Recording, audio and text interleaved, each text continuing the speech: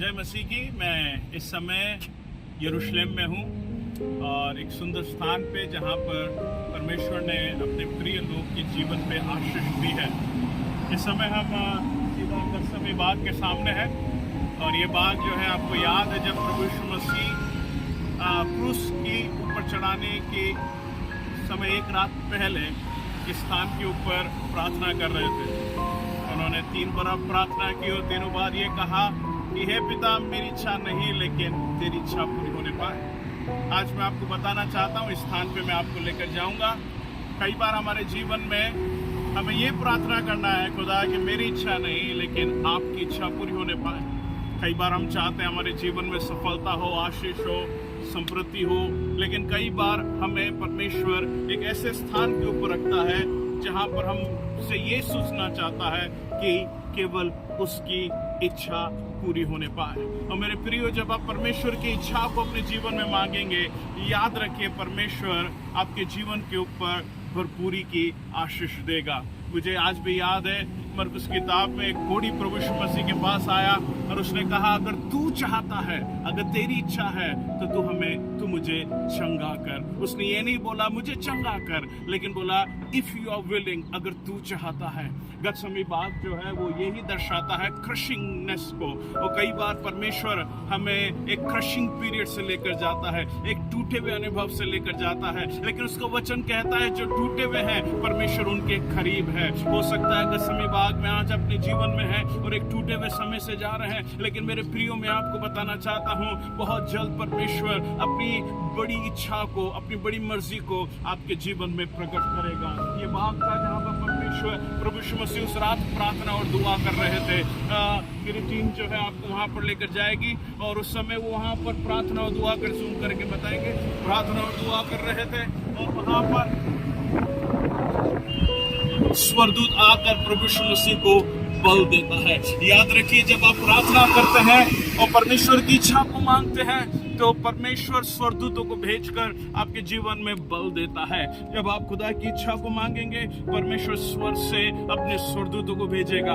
आप गड्ढे में होंगे, वो आपको सिंहासन के ऊपर चढ़ाएगा। जहाँ बंद दरवाजा है, परमेश्वर के स्वर्गदूत आकर उन दरवाजों को खोलेंगे। जहाँ निराशा है, आप चिल्लाकर कहेंगे कि परमेश्वर ने आशा को लेकर आया। वो ही स्थान था। उसके आगे जब आप बढ़ते हैं, आप एक चर्च को देख सकते हैं, गोल्डन स्टैच्यू को।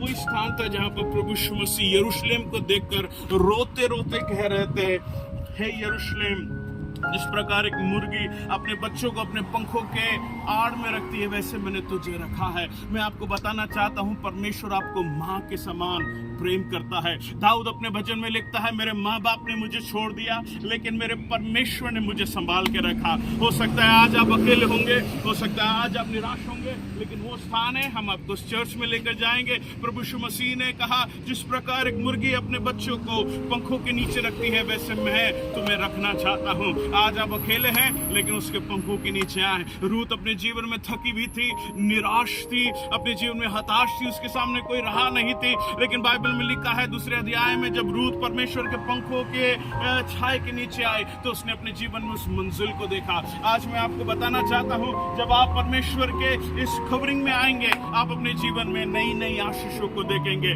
नई नई बरकत खुद को देखेंगे। और उसके आगे आप बढ़ेंगे, इसको बोलते हैं सिय्योन पर्वत। इस समय आप खबरों को देख सकते हैं, ये पूरी खबरें हैं। ये यहूदियों का विश्वास है कि जिस दिन प्रभु यीशु मसीह आकर अपने कदमों को इस पहाड़ के ऊपर रखेंगे और यहाँ पर एक पुनरुत्थान की सामर्थ होगी और ये पहाड़ जो है सिय्योन पर्वत, एक दिन प्रभु यीशु मसीह बादलों के ऊपर आएगा, अपने राज को स्थापित करेगा। हर एक बात जो उसने कही वो पूरी होगी और ये पहाड़ जो है उसके लिए दर्शाया गया है सिय्योन पर्वत। हालेलुया। मैं आपको बताना चाहता हूँ, सिय्योन देश हमारा है देश, रहते हैं हम परदेश, जाएंगे हम उसके साथ। इस स्थान से हम परमेश्वर के साथ आनंद को मनाएंगे। आने वाले दिनों में आप उस स्थान को भी बहुत करीब से देख सकते हैं।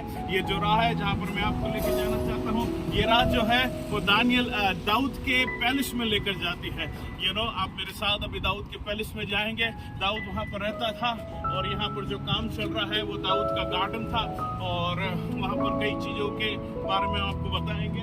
एक सुंदर वॉक है, आप हमारे साथ वॉक कर सकते हैं और विश्वास करिए कि परमेश्वर आपको जरूर से लेकर आएगा और परमेश्वर आपकी हर एक इच्छाओं को पूरा करेगा।